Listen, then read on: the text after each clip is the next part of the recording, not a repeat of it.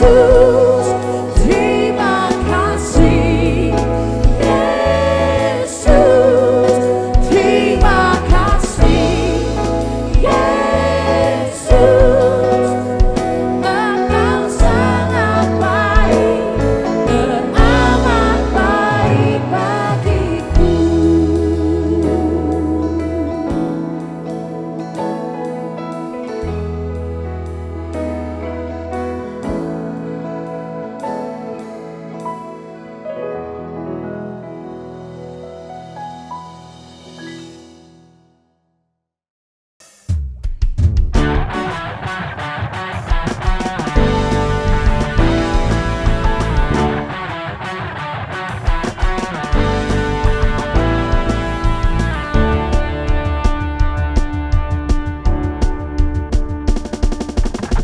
Bersorak-sorak, muliakan namanya, Dia berperang ganti kita. Bertepuk tangan, muliakan namanya, Dia selamatkan jiwa kita. Satu-satunya, satu-satunya penebus kalahkan maut, bangkit dan hidup. Tuhan yang memberi kemenangan bersama kita, di dalam kita. Masuk dalam kemuliaan-Nya, Ya perlindungan dan pengharapan.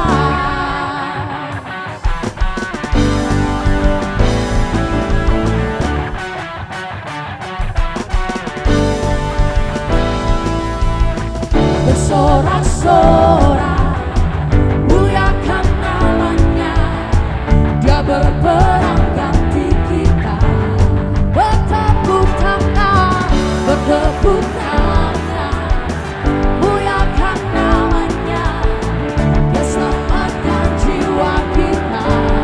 Kau satu-satunya, satu-satunya penebus kalahkan maut, bangkit dan hidup.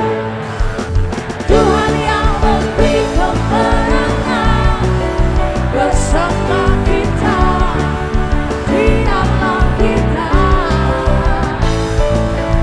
Masuk dalam kemuliaan-Nya, yang perlindungan dan pengharapan. Tuhan yang memberi, Tuhan yang memberi kemenangan bersama kita, di dalam kita.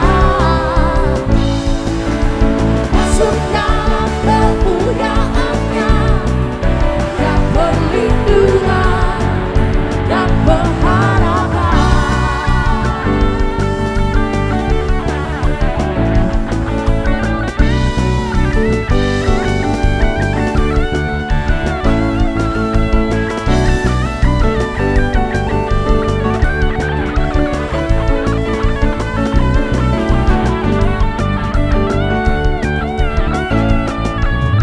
Tuhan yang memberi kemenangan bersama kita, di dalam kita. Masuk dalam kemuliaan-Nya, Dia perlindungan dan pengharapan. Tuhan kau memberi, Tuhan yang memberi kemenangan bersama kita, di dalam kita. Masuk dalam kemuliaan-Nya, Dia perlindungan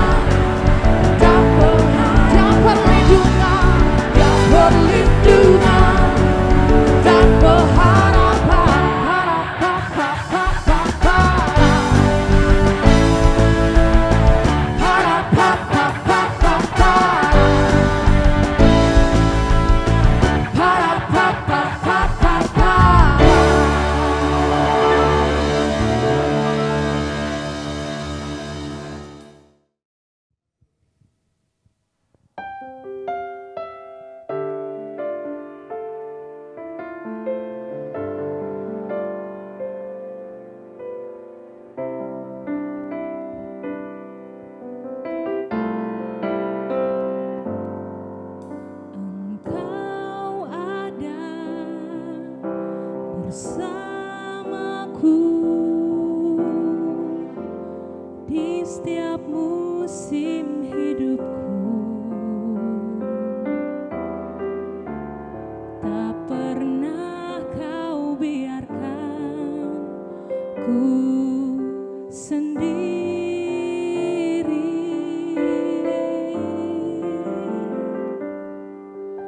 Kekuatan di jiwaku adalah bersamamu. Tak pernah ku ragukan kasih-Mu.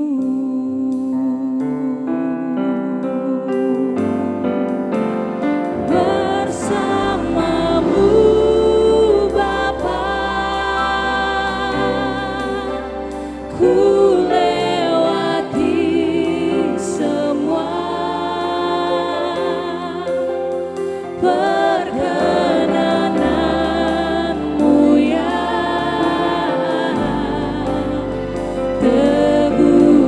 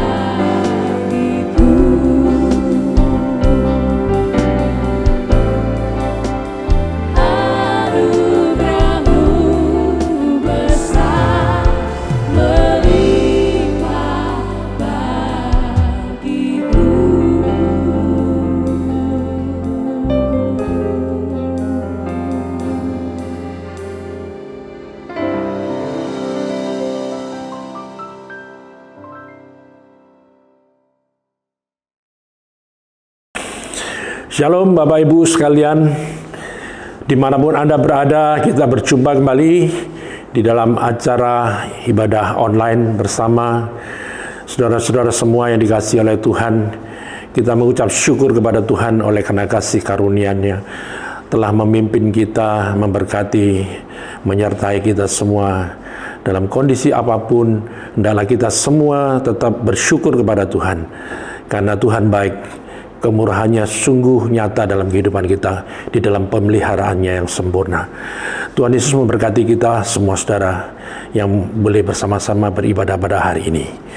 Terpujilah nama Tuhan. Hari ini saya akan menyampaikan pesan firman Tuhan dengan topik medan pertempuran.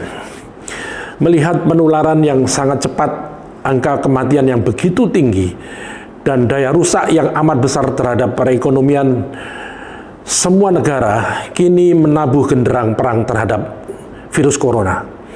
Indonesia pun berada dalam situasi perang melawan corona. Sebagaimana perang, setiap orang harus tunduk pada komando pemimpin, fokus pada satu tujuan, dan bertempur bersama untuk mengalahkan corona ini. Pemerintah harus lebih agresif memimpin semua kekuatan di Indonesia untuk pertama, memutuskan mata rantai penyebaran COVID-19 dengan berbagai cara. Kedua, meningkatkan kapasitas medis agar setiap warga terpapar, terutama pasien yang sudah sangat serius, bisa mendapatkan perawatan di rumah sakit dan pelayanan medis yang baik. Ketiga, mencegah penurunan daya beli masyarakat. Setiap warga negara, siapapun dia, perlu menyadari bahwa kita berada dalam satu gerbong. Apabila ada masalah dengan gerbong, maka semua orang terkena dampaknya. Jika gerbong itu hancur, kita semua sebagai bangsa akan hancur juga. Oleh karena itu, setiap orang sesuai keahlian dan kemampuan wajib berkontribusi untuk mengalahkan corona ini.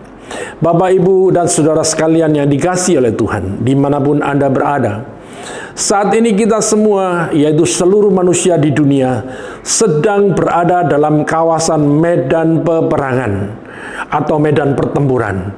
Dan bahkan setiap hari tanpa kita sadari, tetapi medan pertempuran manusia terletak di dalam pikiran kita semua, karena pikiran manusia adalah tempat atau pusat kendali atau kontrol yang mengarahkan tindakan, kelakuan, dan perbuatan kita, baik yang baik ataupun yang buruk, yang positif ataupun yang negatif, hal yang merugikan atau yang memberkati diri sendiri dan orang lain. Di dalam firman Tuhan, di dalam kitab Filipi 2 ayat 5 berkata demikian, "Hendaklah kamu dalam hidupmu bersama menaruh pikiran dan perasaan yang terdapat juga di dalam Kristus Yesus." Firman Tuhan jelas mengatakan bahwa apa yang Tuhan pikirkan dan Tuhan rasakan haruslah ada dalam kehidupan manusia ciptaannya.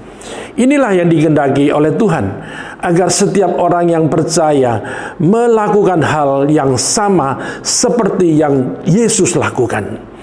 Sebagai orang percaya, tentunya kita akan semakin sadar betapa pentingnya pikiran. Firman Tuhan mengatakan di dalam Amsal 23 ayat 7, "Sebab seperti orang yang membuat perhitungan dalam dirinya sendiri, demikianlah ia." Dalam bahasa Inggris, "For as he thinks in his heart, so is he." Artinya, sebagaimana dia berpikir dalam hatinya, demikianlah dia. Maka dari itu, bersumber dari pikiranlah yang menuntun, memimpin, atau mempelopori seluruh tindakan kita dan perbuatan manusia, hal baik atau hal yang jahat. Dengan kata lain, tindakan kita adalah akibat langsung dari apa yang kita pikirkan. Bapak Ibu sekalian, banyak persoalan timbul dalam kehidupan manusia, berakar dalam pola pemikiran. Iblis menawarkan pemikiran yang tidak benar, tetapi sebaliknya Roh Kudus yang tinggal di dalam hidup saudara dan saya menuntun kita kepada kebenaran. Saudara sekalian yang terkasih, strategi iblis itu mulai menyerang pikiran kita dengan siasat dan pola yang licik melalui ide atau gagasan, kecurigaan, kebimbangan, ketakutan, keraguan, atau rasa ingin tahu. Iblis bergerak lambat dan hati-hati. Dan ingat saudara, bahwa iblis mempunyai siasat dalam peperangannya. Dia telah lama sekali mempelajari keadaan kita semua. Iblis itu tahu apa yang kita sukai dan yang tidak kita sukai. Dia tahu kegelisahan kita, kelemahan kita, dan ketakutan kita. Dan dia tahu hal yang paling mengganggu kita. Bapak Ibu sekalian, iblis bersedia meluangkan berapapun waktu lamanya yang dibutuhkan untuk mengalahkan kita. Sebab itu, salah satu bakat iblis adalah kesabaran, yaitu menunggu dengan sabar agar manusia jatuh dalam perangkapnya. Bapak, Ibu, Saudara sekalian yang dikasihi Tuhan, bertempur melawan iblis ibarat masuk dalam medan pertempuran. Pertama kali yang harus kita ketahui dalam sebuah pertempuran adalah kita harus mengenal terlebih dahulu siapa yang menjadi lawan kita. Hal-hal apa saja yang harus diketahui tentang lawan? Kita harus bisa memperkirakan jumlah pasukan lawan, kekuatan yang dimilikinya, dan strategi lawan. Karena dengan mengetahuinya, kita jadi lebih mudah membuat strategi untuk mengalahkan lawan. Bapak Ibu sekalian, saat ini kita semua, yaitu manusia, sedang dalam medan pertempuran. Tetapi yang menjadi lawan kita bukanlah sesama manusia, tetapi Lucifer dan pengikutnya. Seperti yang tertulis di dalam Efesus 6 ayat 12 berkata, karena perjuangan kita bukanlah melawan darah dan daging, tetapi melawan pemerintah-pemerintah, melawan penguasa-penguasa, melawan penghulu-penghulu dunia yang gelap ini, melawan roh-roh jahat di udara. Untuk itu kita perlu mengetahui kekuatan dan strategi daripada Lucifer ini. Ternyata cara mereka melawan kita bukanlah menakut-nakuti saudara seperti di film-film horor. Mereka melawan kita dengan meracuni dan mempengaruhi cara berpikir kita. Lucifer menawarkan isi dunia ini dan segala kesenangannya sebagai puncak kesenangan dan kebahagiaan. Maka tidak aneh jika banyak orang yang fokus hidupnya hanya pada hal duniawi, bukan surgawi, pada hal yang fana, bukan hal yang kekal. Bapak, Ibu, Saudara yang dikasihi oleh Tuhan, iblis itu mengincar cara berpikir kita. Oleh karena itu, kita pun harus menjaga pikiran kita dengan cara mempersiapkan akal budi kita untuk selalu waspada dan meletakkan pengharapan kita hanya kepada kasih karunia Tuhan saja. Tuhan telah memberikan kita kasih karunia, yaitu kebenaran firman Tuhan di dalam Alkitab, pengampunan dosa, dan Roh Kudus untuk menghadapi tipu daya iblis. Bapak Ibu sekalian, oleh karena itu kita harus menyerap semua kebenaran firman Tuhan sebanyak-banyaknya guna menjaga pola pikir kita. Nah, apabila kebenaran itu memenuhi pikiran kita, maka sulit bagi iblis untuk bekerja melalui diri kita. Ketika kita dipenuhi kebenaran firman Tuhan, maka kita akan meletakkan harapan kita hanya pada hari kedatangan Tuhan Yesus yang kedua kali. Oleh sebab itu, Bapak, Ibu, Saudaraku, janganlah mengharapkan kebahagiaan dunia dengan kebenaran dan pengharapan yang terarah ke surga. Kita semua akan memiliki extraordinary resistance, atau disebut pertahanan yang luar biasa terhadap serangan iblis. Sekarang bagaimana kita dapat menang atas siasat atau strategi perangkap iblis? Tuhan Yesus mengajar kita meraih kemenangan atas tipu daya iblis, yaitu yang pertama, selalu memperbaharui pikiran kita dengan firman Tuhan. Di dalam kitab Yohanes 8 ayat 31 dan 32 berkata, maka katanya kepada orang-orang Yahudi yang percaya kepadanya, jikalau kamu tetap dalam firman-Ku, kamu benar-benar adalah murid-Ku, dan kamu akan mengetahui kebenaran, dan kebenaran itu akan memerdekakan kamu. Bapak Ibu sekalian, Yesus berkata bahwa agar orang percaya dapat mengetahui kebenaran yang memerdekakan. Artinya kita harus tetap berada di dalam firman-Nya. Jika kita selalu memikirkan hal-hal yang berasal dari daging, maka kita akan berjalan dalam daging. Tetapi jika kita selalu memikirkan hal-hal yang berasal dari roh, maka kita senantiasa berjalan di dalam roh. Pertanyaannya untuk saudara semua, apakah Anda sudah memperbarui pikiran Anda dengan firman Tuhan? Jika belum, apa kendala dan halangannya? Saya mengajak saudara semua, mari kita dengan serius dan sungguh-sungguh memperhatikan hal yang sangat penting ini, agar hidup saudara dan saya senantiasa selalu berkenan kepada Tuhan. Bapak Ibu sekalian, menghidupi firman Tuhan adalah perjalanan seumur hidup yang kita lakukan saat kita sudah percaya kepada Tuhan Yesus sebagai Tuhan dan Juru Selamat. Itulah yang membuat perbedaan yang signifikan dalam kehidupan kita sebelum dan sesudah percaya Yesus. Jika benar-benar firman Tuhan mengubah kehidupan kita, tentu adalah hal yang normal jika kita semua dan orang di sekitar kita melihat perbedaan atau perubahan yang terjadi dalam kebiasaan, perkataan, perbuatan, dan tindakan kita yang selalu berkenan kepada Bapa. Kita sebagai orang percaya yang sejati, kita harus hidup sesuai dengan yang dikehendaki oleh Tuhan, agar perjalanan hidup kita selalu berkemenangan, seperti yang dikatakan di dalam kitab Yosua 1 ayat ke-8.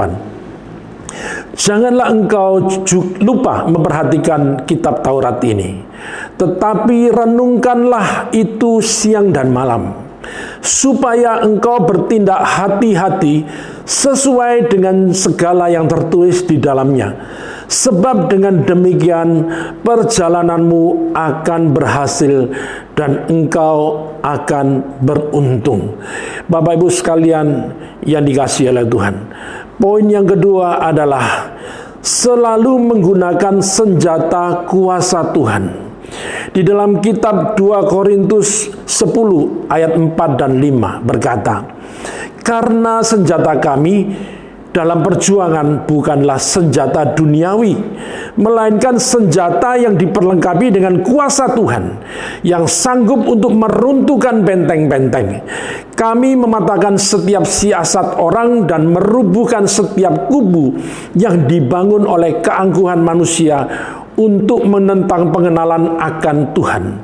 Kami menawan segala pikiran dan menaklukkannya kepada Kristus. Bapak Ibu sekalian yang dikasihi Tuhan, melalui siasat dan tipu daya yang licik, iblis itu berusaha mendirikan dan menancapkan benteng-benteng dalam pikiran kita. Artinya benteng adalah suatu wilayah di mana di dalamnya kita ini dibelenggu karena cara pemikiran kita tertentu yang membuat dan menyebabkan kita menjadi bimbang dan tidak percaya, cemas dan gelisah, bingung, melantur, curiga, pasif, keliru, melayang-layang, nggak jelas, dan sebagainya. Itulah keadaan pikiran yang sesungguhnya dibelenggu oleh iblis. Bapak Ibu Saudara yang dikasihi oleh Tuhan, ketika kita lahir baru, pikiran kita tidak otomatis dibaharui, tetapi melalui proses dari hari ke hari. Kita semua terlibat dalam peperangan rohani yang berlangsung di dalam pikiran kita. Dengan pertolongan oleh kuasa Tuhan, kita dapat mengalahkan siasat iblis yang ingin menyesatkan kita dari kebenaran yang sejati.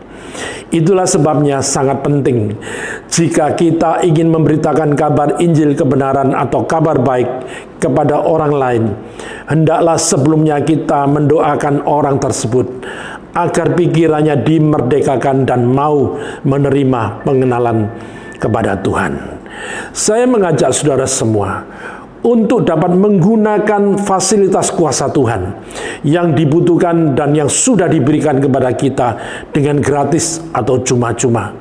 Sebab kita ini semua percaya bahwa kuasanya yang ada di dalam hidup kita tidak pernah berubah dulu, sekarang, dan selama-lamanya, yang sanggup mengubahkan segalanya untuk mendatangkan mujizat perubahan bagi yang percaya akan kuasa Tuhan. Bapak, Ibu, Saudara sekalian, sekarang poin yang ketiga, yaitu selalu menaikkan doa, pujian, dan penyembahan kepada Tuhan.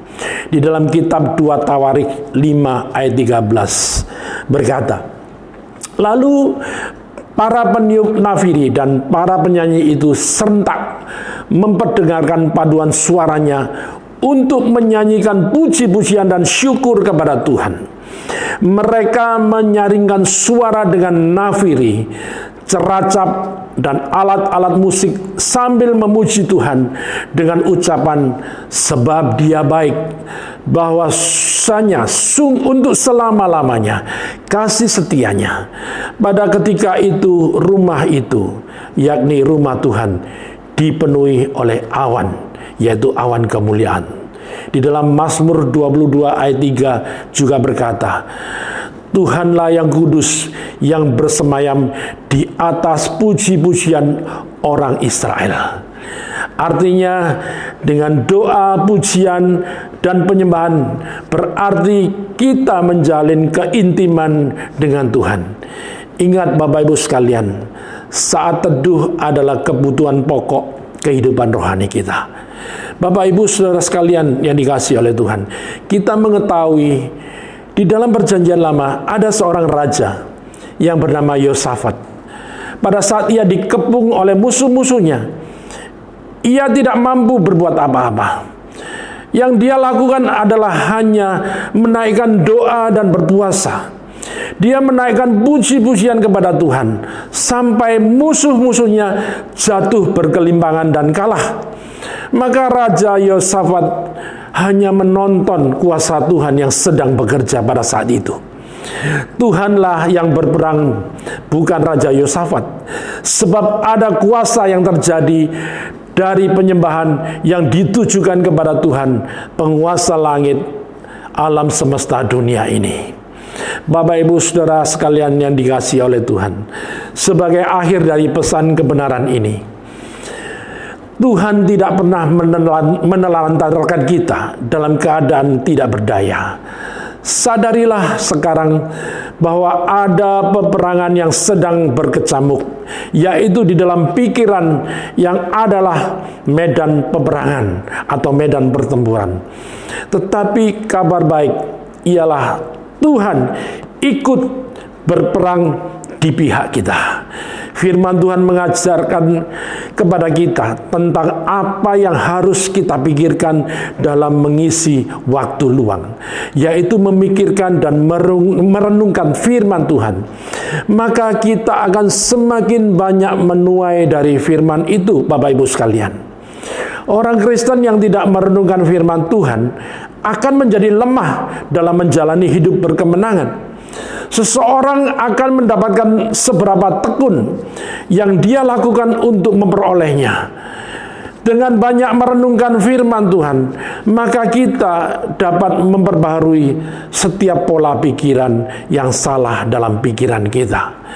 Di dalam kitab Filipi 4 ayat 8 adalah jawaban tentang apa yang harus kita pikirkan, yang berkata, Jadi akhirnya, saudara-saudara, semua yang benar, semua yang mulia, semua yang adil, semua yang suci, semua yang manis, semua yang sedap didengar, semua yang disebut kebajikan dan patut dipuji, pikirkanlah semuanya itu.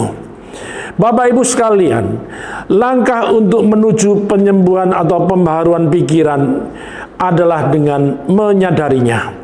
Terkadang kita ini berpikir tentang sesuatu yang baik, tapi kita juga bisa suatu saat berpikir yang buruk dan keliru. Pikiran yang salah dan keliru ada di dalam pengaruh iblis. Firman Tuhan mengajarkan kita bahwa kita mempunyai pikiran Kristus yang harus digunakan untuk melawan iblis. Pikiran kita harus dipelihara dalam keadaan normal agar pikiran kita dapat membantu roh kita. Bapak Ibu sekalian, waspadalah terhadap iblis yang selalu mencari kesempatan untuk berpikir yang salah, kacau dan keliru. Roh Kudus itu bekerja melalui roh kita. Pikiran harus dipelihara agar menghasilkan ketenangan dan damai sejahtera. Seperti yang dikatakan oleh Nabi Yesaya kepada kita. Di dalam kitab Yesaya 26 ayat 3. Bila pikiran tetap tinggal pada hal-hal benar, maka pikiran itu akan tenteram. Tidak ada yang lebih dekat dengan kita selain pikiran kita sendiri. Jika kita ingin memenuhi pikiran kita dengan pikiran Tuhan, itu akan mendatangkan Tuhan ke dalam kesadaran kita, dan kita akan mulai menikmati persekutuan dengan Tuhan yang akan mendatangkan sukacita, damai sejahtera, dan kemenangan dalam hidup kita. Saya mengajak saudara untuk berpikir dan membayangkan bahwa Tuhan Yesus mengasihi aku. Ketika kita memikirkan tentang kasih Tuhan kepada kita akan merasakan kekuatan dan penghiburan. Meskipun kita mengalami apapun dalam persoalan kehidupan ini, kita nggak perlu hidup dalam ketakutan. Karena Tuhan mengasihi saudara dan saya. Meskipun kita dalam kondisi dan situasi krisis akibat serangan wabah corona ini. Oleh sebab itu, Bapak Ibu sekalian, milikilah pikiran yang menasehati. Orang yang mempunyai pikiran Kristus memiliki ide gagasan yang bersifat positif, mengangkat, membina, dan menolong orang lain, dan juga dirinya sendiri, dan keadaan sekitar dirinya. Bapak Ibu sekalian yang dikasihi oleh Tuhan, tidak ada yang terlalu sulit untuk dikerjakan. Hal ini didukung oleh pernyataan bahwa Tuhan juga turut bekerja bersama dengan kita. Tuhan adalah penolong dalam setiap keadaan kita. Terkadang Tuhan menolong kita dengan cara yang sulit, tetapi tujuan dari kesulitan itu adalah untuk membuat kita semua bertumbuh. Kita juga harus bersikap tegar dalam menghadapi setiap keadaan. Roh Kudus melarang kita untuk menyerah dalam pikiran kita. Jika kita terus bertahan, maka kita akan menuai hasil yang baik. Tuhan Yesus memberkati kita semua. Amin. Kita berdoa. Bapa di dalam surga, di dalam nama Tuhan Yesus, kami mengucap syukur pada hari ini Tuhan, kami telah mendengar firman-Mu. Biarlah hidup kami selalu diubahkan, pikiran kami diubahkan seturut dengan kehendak-Mu Tuhan. Tuhan, kami tidak mau lemah, kami mau kuat Tuhan di dalam Engkau. Biarlah hidup kami, pikiran kami, hati kami, roh kami Tuhan, dipenuhi dengan marifat dan hikmat dari kebenaran firman-Mu. Tuhan menolong seluruh jemaat Tuhan, memampukan setiap kami untuk kami boleh tetap bertahan menghadapi dalam situasi apapun. Kami tetap bertekun setia di dalam pengharapan kami akan Tuhan, sebab kami tahu Tuhan, Engkau tidak pernah meninggalkan umat-Mu. Tuhan mengasihi kami, Tuhan selalu menyertai hidup kami dimanapun kami berada, dalam situasi apapun yang mencekam, situasi yang menakutkan, situasi yang tidak pasti. Tuhan selalu ada bersama dengan kami. Kami berterima kasih, kami mengucap syukur, dan kami percaya karya kuasa-Mu Tuhan menyertai orang-orang percaya dan yang mengasihi-Mu. Terima kasih Tuhan. Di dalam nama Tuhan Yesus memberkati seluruh jemaat Tuhan. Kami mengucap syukur dan berdoa. Haleluya. Amin.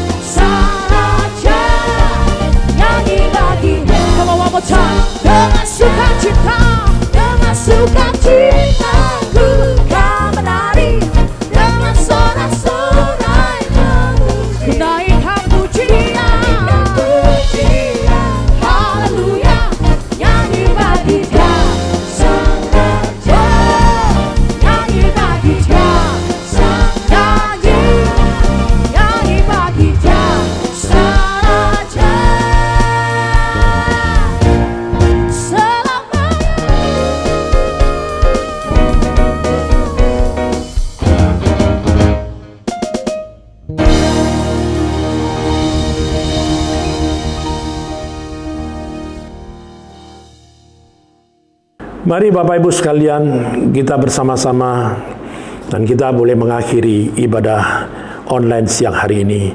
Kita akan berdoa untuk menerima berkat Tuhan bersama-sama. Bapa Surgawi, di dalam nama Tuhan Yesus Kristus, Tuhan menyertai kami umat-Mu dimanapun kami berada Tuhan. Dalam kondisi situasi yang mencemaskan dan menakutkan, yang tidak pasti seperti ini, kami tahu Tuhan, Engkau tidak pernah meninggalkan kami, selalu menyertai umat-Mu, sebab Tuhan selalu mendampingi. Kemanapun kami berada, kami aman bersama dengan Tuhan, sebab Tuhan adalah tempat perlindungan yang teguh. Kami percaya kepada-Mu Tuhan, selalu menyertai hidup kami, seluruh keluarga kami, dimanapun kami berada, kami aman bersama dengan Tuhan. Terima kasih Tuhan. Tuhan memberkati Engkau dan melindungi Engkau. Tuhan menyinari Engkau dengan wajah-Nya dan memberi Engkau kasih karunia. Tuhan menghadapkan wajah-Nya kepadamu dan memberi Engkau damai sejahtera. Diberkati Engkau di kota, diberkati Engkau di ladang, diberkati buah kandunganmu, hasil bumi, hasil ternakmu, diberkati bakulmu dan tempat adonanmu. Diberkati Engkau pada waktu masuk, diberkati Engkau pada waktu keluar. Tuhan memerintahkan berkat atasmu dalam lumbungmu, dalam segala usahamu, memberkati Engkau di negeri yang diberikan kepadamu oleh Tuhan. Dan Tuhan menetapkan Engkau menjadi umat-Nya yang kudus, seperti yang dijanjikannya dengan sumpah kepadamu, jika Engkau berpegang pada perintah Tuhan dan hidup menurut jalan yang ditunjukkannya. Maka semua berkat-berkat ini akan datang mengalir kepadamu dan menjadi bagianmu jika engkau mendengarkan suara Tuhan dan melakukan kehendak Bapa dengan setia. Mari seluruh umat Tuhan, kita mengangkat tangan bersama-sama, kita menerima berkat Tuhan, yaitu berkat damai sejahtera dan sukacita dari Bapa surgawi, kasih setia, kebaikan, kemurahan dan anugerah dari Tuhan Yesus, dan di dalam persekutuan oleh kuasa Roh Kudus yang senantiasa menuntun langkah hidup kita mulai sekarang sampai selama-lamanya. Di dalam nama Tuhan Yesus Kristus, semua yang percaya boleh berkata haleluya. Amin. Tuhan Yesus memberkati. Selamat hari Minggu. Selamat beraktivitas bersama saudara-saudara dan keluarga dimanapun Anda berada. Amin.